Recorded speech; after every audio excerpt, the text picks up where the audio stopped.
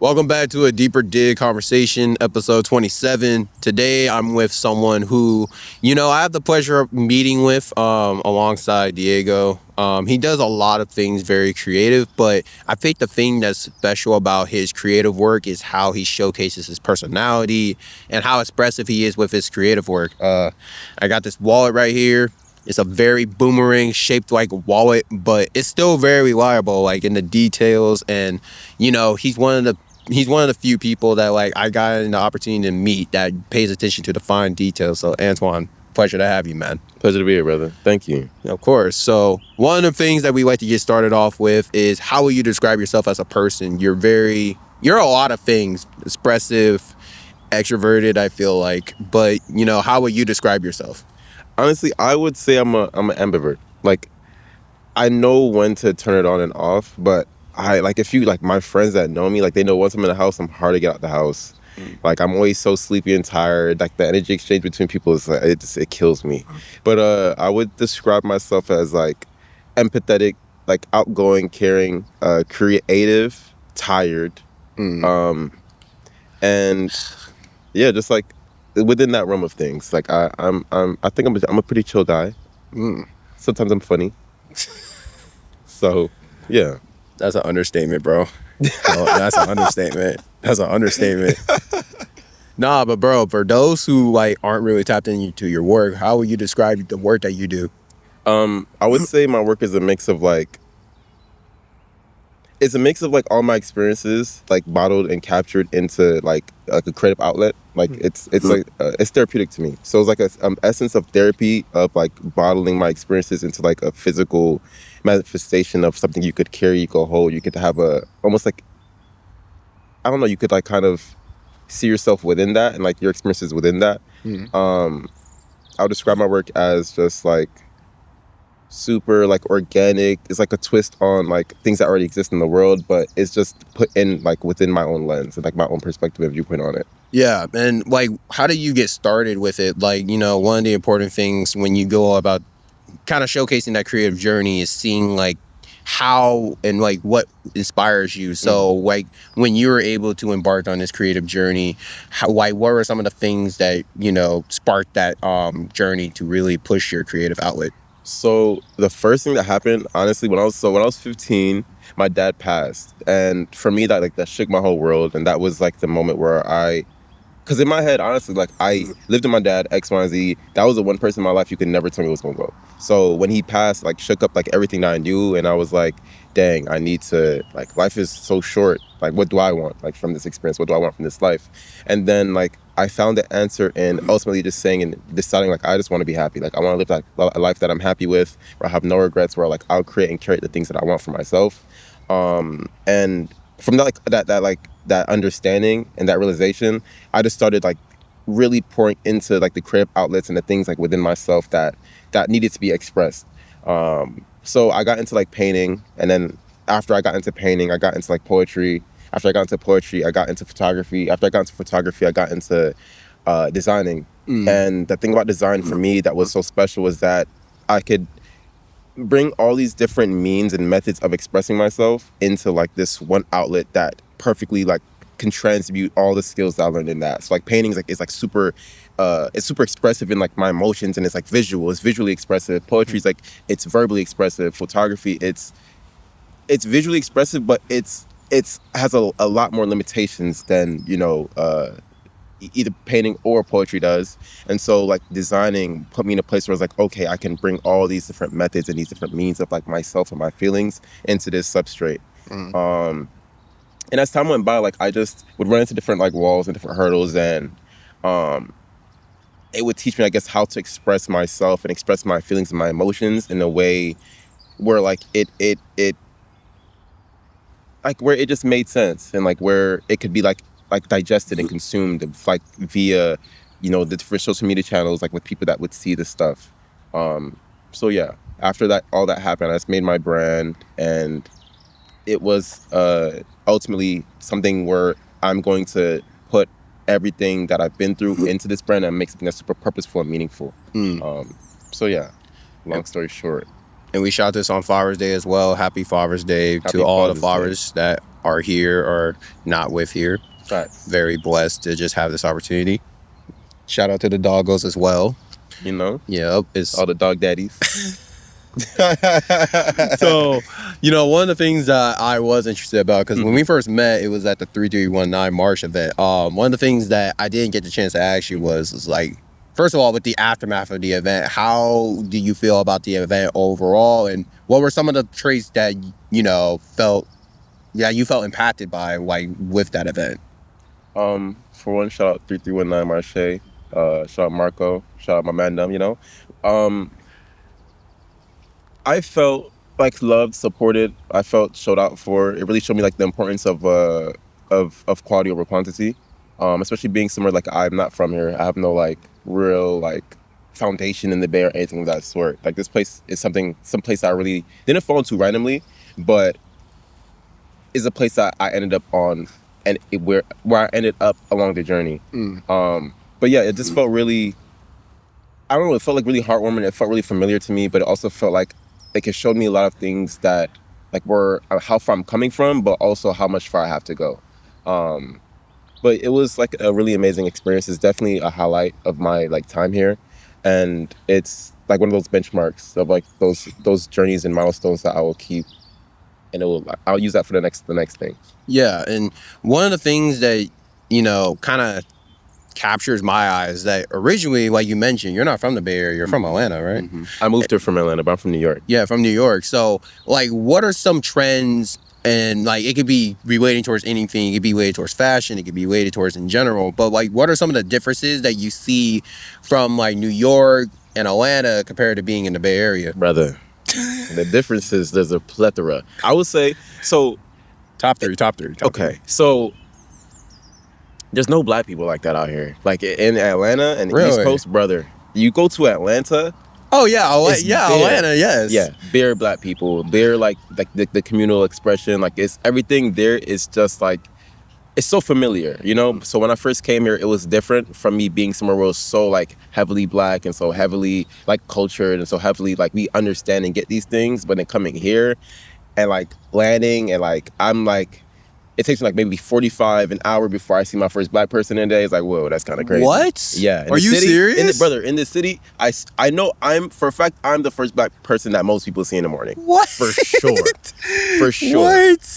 At least like black person that's not homeless or like, you know what I'm saying? Like, man. Yeah, like you gotta go to Oakland, bro. Yeah, I have to. Yeah, Oakland is like where most black people are. I know, but that's the thing too. Is like San Francisco though is such a pretty beautiful place. Like you can easily be like at Golden Gate Park or Dolores, and then you could easily be in the city like getting into some BS. You know what I'm saying? So like I just like the balance of the city and how much more pretty it is.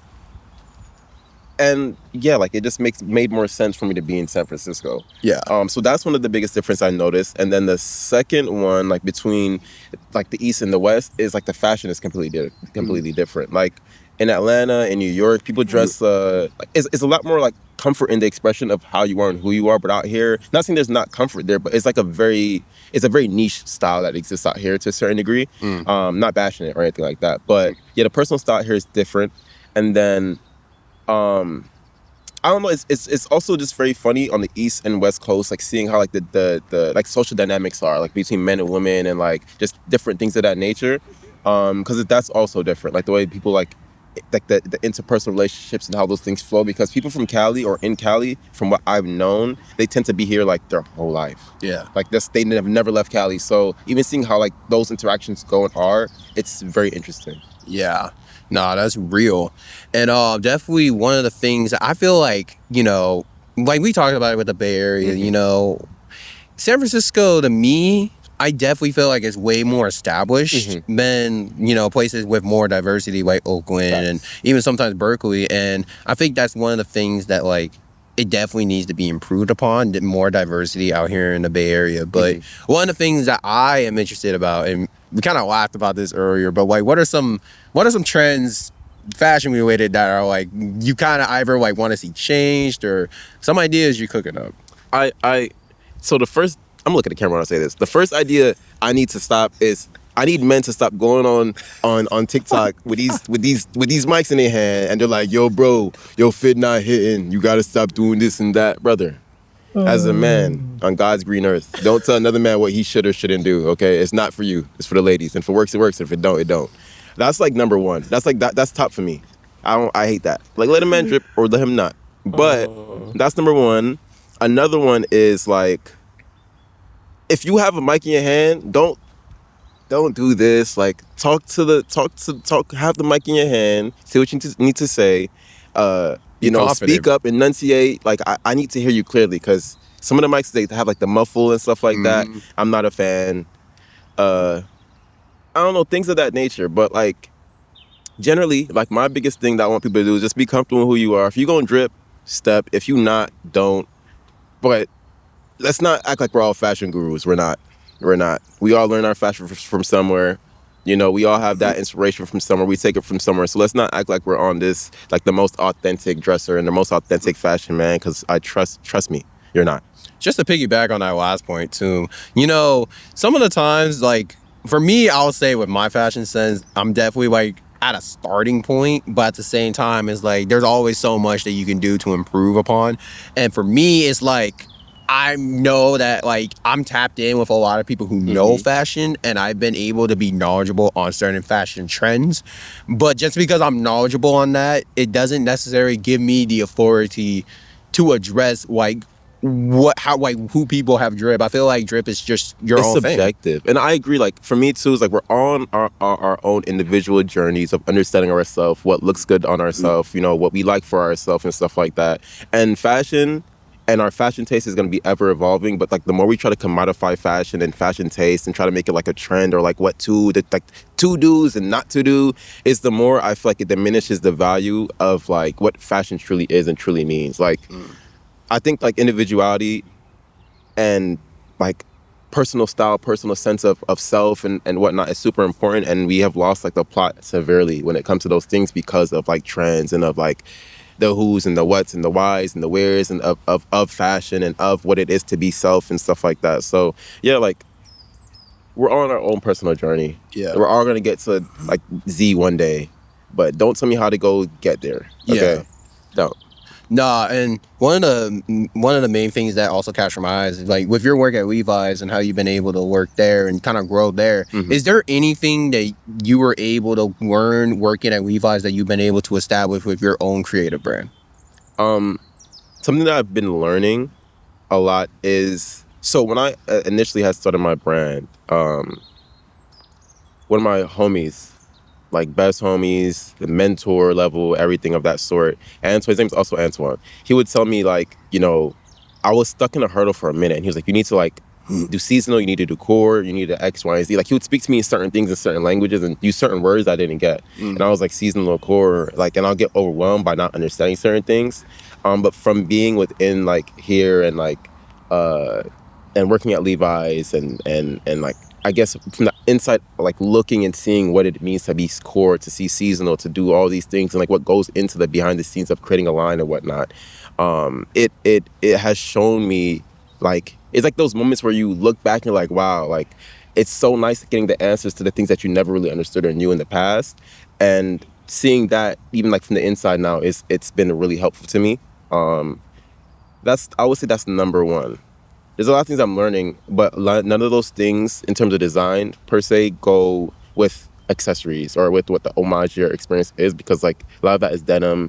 A lot of it is it's ready to wear garments and stuff like that. So it's not really transmutable from the Levi's perspective and the Levi's full leg garments to the Homage accessory vibes. And speaking of accessories, I do want to touch on this, because this is quite a design. Like, I don't think that anyone else could have really done this and make it work. So tell me, like, some of the inspirations that went into this. Like, what are some things that kind of you felt like, okay, creatively, this is what captures me with this? So that was designed years ago. Like, I designed that ages ago. I designed that in 2022, if I'm not mistaken. And essentially, so the first bag that was made, like the Ova bag, the classic size, that was number one.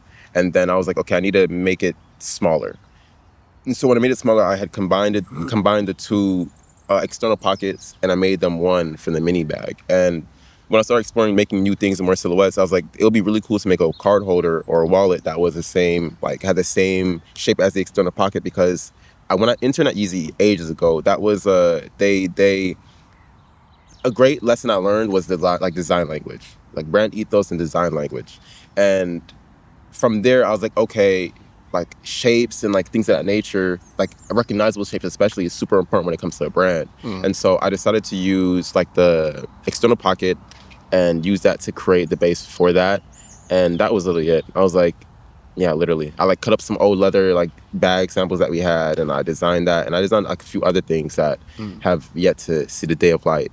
But yeah, light of day. Day of Light. light of day. I think it's light of day. I think Light it's of day. Light of day, yeah. Yeah. But yeah, that's the story of that. Like, it was honestly, after like making the first 3 bags, everything else in terms of like designing for the brand has been like pretty simple.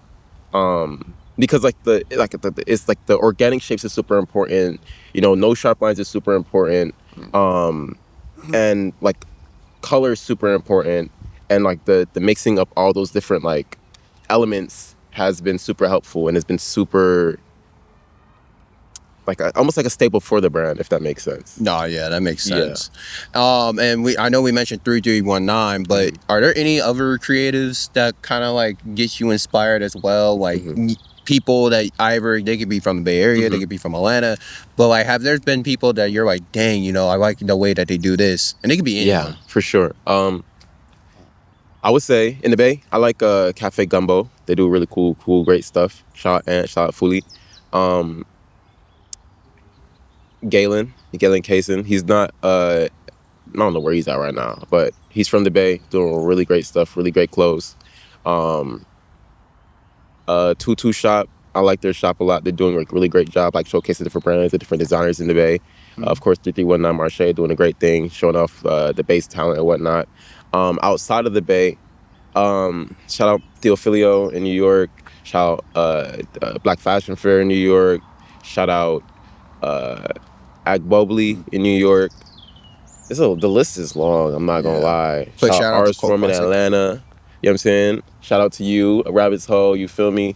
Yeah, it's just shout out to the whole community as a whole, because like without us as a community like supporting and uplifting each other, there's really nothing. Like this is how things have been made in history and in time, and like it's really important for us to have these moments now, because in the future we're gonna be looking back like, damn, like what we were doing then, like it was so impactful and so important to who we are now, and it really informed where we will be. So yeah. Nah, that's real. And I'll close it off on this. Is there anything that you feel like you have in store creatively that you just want to like kind of put on the radar? What's in store is a lot of great things, you know. I'm not gonna say too much or too little, but there's a lot of great things on the horizon, and I'm very excited for y'all to see what I know. Dude, I'm excited for you. It's been a blessing having you on, man. It's always a pleasure.